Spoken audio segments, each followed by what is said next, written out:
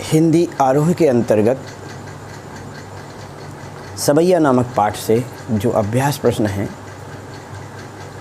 उनकी ओर आप अपना ध्यान आकर्षण करें। देखें,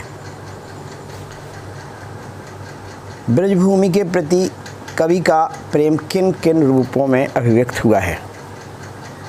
तो ब्रजभूमि के प्रति कवि रस खान चाहते हैं कि यदि मेरा जन्म मनुष्य के रूप में हो तो ब्रज की गलियों और ब्रज के गांव में ही हो। यदि पशु का जन्म हो तो उनकी इच्छा है कि जिन स्थानों पर नंद बाबा की गायें विचरण किया करती थीं उन्हीं स्थानों का विचरण करने को मिले। यदि किसी कारण से पक्षी का जन्म मिलता है तो यमुना नदी के किनारे जो कदम्ब के पेड़ हैं उनकी डालों पर बसेरा करने के लिए मिले। ऐसी कवि रस खान की इच्छा है। और किसी कारणवश पत्थर का ही भी जन्म मिल जाए तो रस खान उसके लिए भी कहते हैं कि इसमें मेरा कोई बस नहीं है, लेकिन मैं उसी पहाड़ का पत्थर बनूं, जिस पहाड़ गोवर्धन नामक पहाड़ का पत्थर बनूं जिसे भगवान कृष्ण ने अपनी उंगली पर धारण किया था। इस कारण से इन सभी कारणों से ये पता चलता है कि रस खान की इच्छा है कि मेरे मरणोपरांत मेरे जितने भी जन्म हों सभी जन्मों में मुझे ब्रजभूमि का ही निवास मिले। इस तरह से इस प्रश्न का उत्तर पूर्ण हो जाता है। कवि का ब्रज के वन बाग तालाब को निहारने को के पीछे क्या कारण है। कवि ब्रजभूमि की हर वस्तु को देखने को लालायत है, क्योंकि ब्रज की हर वस्तु में वह कृष्ण का स्वरूप देखता है। कवि के आराध्य देव श्री कृष्ण ब्रज में पले बड़े हैं और वहाँ के वन बाग बिहारों में उन्होंने विचरण किया है, विभिन्न प्रकार की लीलाएं की हैं। इसलिए रस खान कवि कहते हैं कि मुझे ब्रज के वन बाग तड़ाग ही देखने को मिल जाए तो मैं अपने जीवन को धन्य समझूंगा। यानी ब्रजभूमि के प्रति उनकी विशिष्ट समर्पण भावना का इसमें वर्णन है। तीसरा प्रश्न है, एक लकुटी और कामरिया पर कवि सब कुछ न्यौछावर क्यों करने को तैयार है। लकुटी यानी छड़ी, कामरिया यानी एक कंबल, लोही बोलते हैं जिसे, कि लेकर के कृष्ण वन बाग में वनों में गायों को विचरण कराने के लिए ले जाते थे।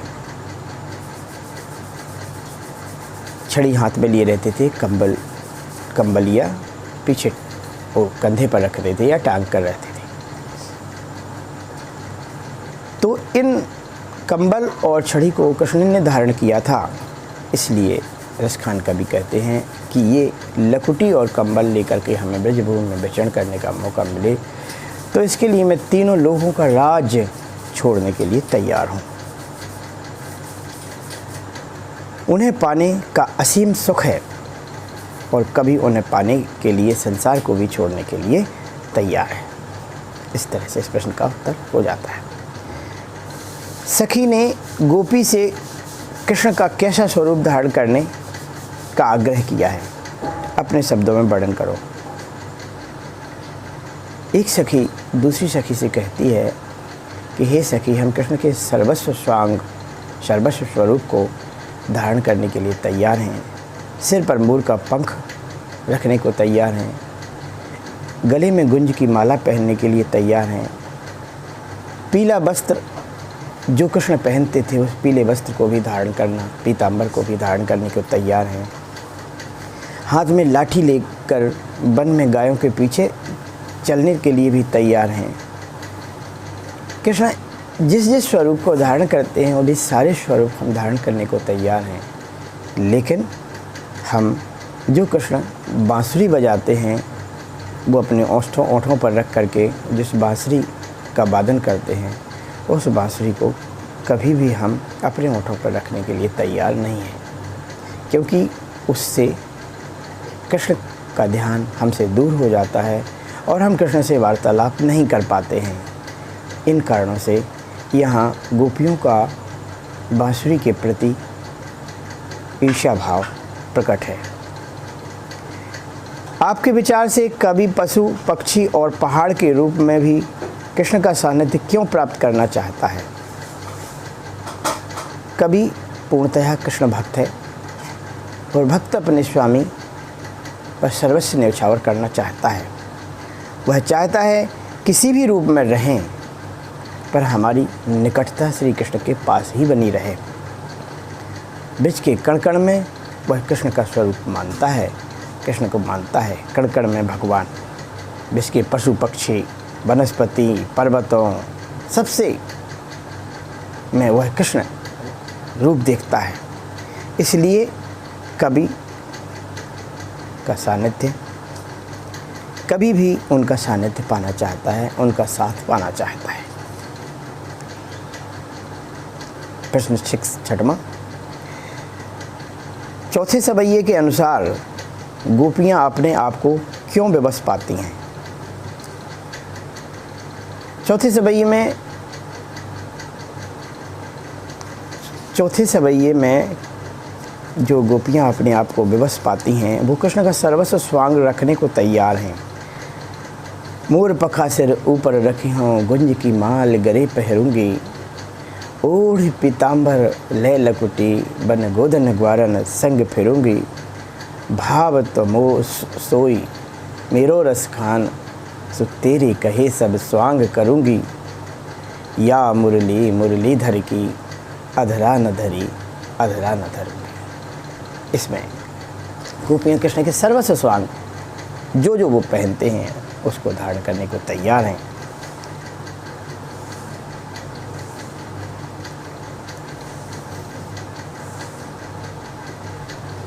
लेकिन वो श्री कृष्ण के मुखमंडल में अनोखा आकर्षण है।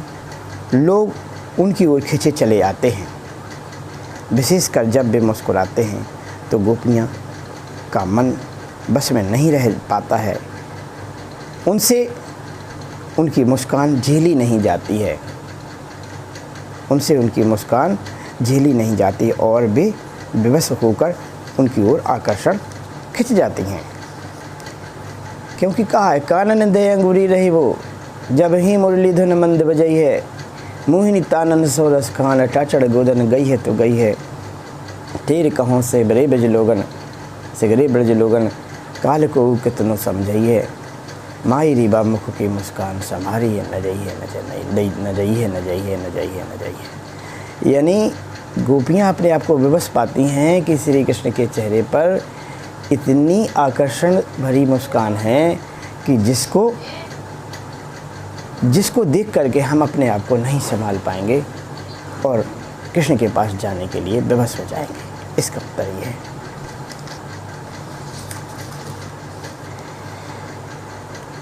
कौटिकी एक अलधोत के धाम, करील के कुंजन ऊपर बारों। करील एक कांटेदार पौधा है जो ब्रजभूमि में पाया जाता है। रसखान कवि कहते हैं, इन करील के पेड़ों पर हम करोड़ों संपत्ति से भरे हुए धामों को त्याग देना चाहते हैं। यानी full dedication of the Motherland of the Shri Krishna, यानी श्री कृष्णा की जन्मभूमि के प्रति रसखान का पूर्ण समर्पण है। माई रीबा मुख की मुस्कान संभारी न जाइए न जाइए न जाइए। इसका अर्थ ये है कि गोपियाँ कहती हैं उस कृष्ण के स्वरूप में इतनी मधुर मुस्कान है जिसको किसी भी स्थिति में हम अपने आप को संभाल नहीं सकते हैं और कृष्ण के आकर्षण में वैसे ही खिंचे चले जाएंगे जैसे एक लोहे पदार्थ चुंबक की ओर आकर्षित खिंचा चला जाता है। तो इस तरह से गोपियाँ कह रही हैं कि हम बेबस हैं। कृष्ण की मुस्कान में इतनी आकर्षण शक्ति है जो हमें निरंतर अपनी ओर खींच लेती है। कालिंदी, कूल, कदम्ब की डारन में कौन सा अलंकार है?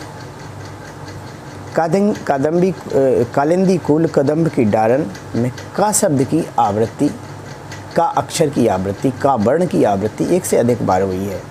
और कविता में जब कभी भी किसी भी काव्य पंक्ति में एक ही अक्षर की या वर्ण की आवृत्ति एक से अधिक बार होती है तो वहाँ अनुप्रास अलंकार होता है।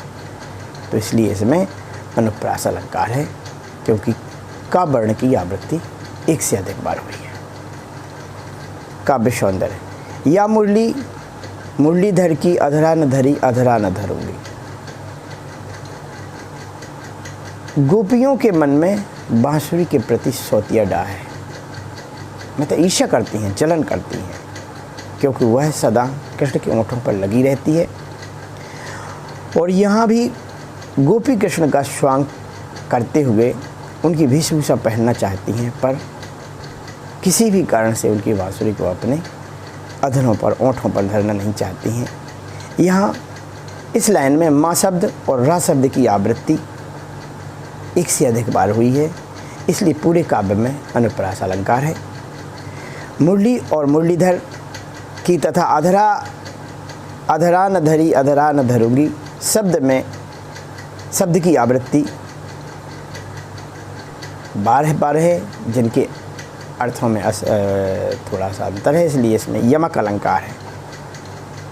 छंद सबैया है, छंद की भाषा ब्रज भाषा है, और छंद संगीतात्मक ध्वनि में गेय है। इसमें लय, तुक, यति, गति सबका ध्यान दिया गया है।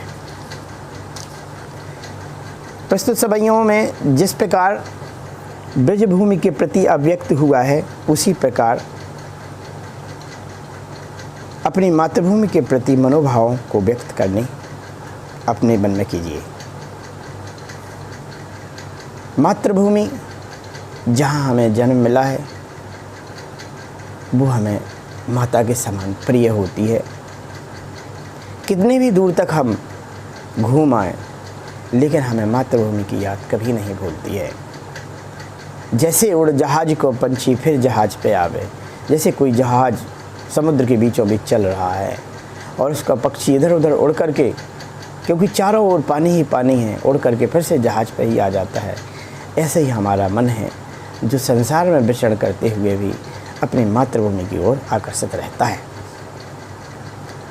कहा भी जाता है, जननी जन्मभूमश्च जाह्नवी च जनार्दना जनका पश्चिमश्च जकारा पंचधरा। मातृभूमि को हमें अत्यंत प्रिय है। मातृदेवो भवा इत्यादि, मातृभूमि को कोई छोड़ना नहीं चाहता है, और मातृभूमि के लिए लोग बलिदान तक हो जाते हैं, इसलिए सर्वस्व न्यौछावर करते हैं। मातृभूमि स्वर्गादपि च गरीयसी, स्वर्ग से भी बढ़कर होती है। इस तरह से इस पाठ के अभ्यास प्रश्न संपूर्ण होते हैं।